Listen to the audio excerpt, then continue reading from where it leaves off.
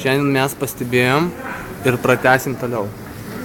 Matus Reitas, sveiki. Mes dabar šnekame su Rangos 4 direktoriumi ir bendrasavininku, kaip tik gal akcininku labiau tiksliau galima pasakyti, Deimantu Pinkevičiu.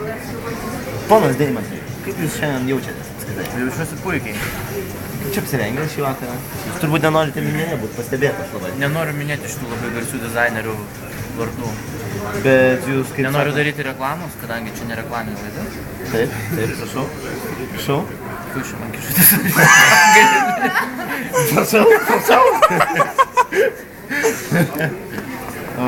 Tai pakalbam apie jūsų džinsus. Kada ir kur buvo pirkti? Kiek mokėjote? Gal pakalbėjom apie jūsų džinsus? Nesmė, aš apsirengęs ant $100, o ant kiek jūs? Jūs rengiatės kur? Dėvėtų drabužių iš parduotuvėse? Šitą iškirpsim operatorių. Taip, tvarkoj, kerpam.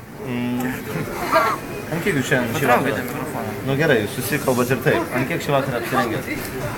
Mes apsirengę dabar ant... O čia mes, jūs kaip jau kreipėtės į save, ne? Į save, jūs labai save išaukštinat, kaip kreipėtės mes. Ne, mes esam... Mūsų šitą yra daug. Mūsų statybininkų yra daug, žinai. Čia buvo, atsiprašau, aš vėl. Dėl pinigų paklausiu dar. Dėl pinigų. Kiek jūs Nėra pinigų, pinigų nėra. Čia įprastas Lietuvos verslininkų atsakymas. Pinigų nėra, kur jie? Ačiū. Prašom.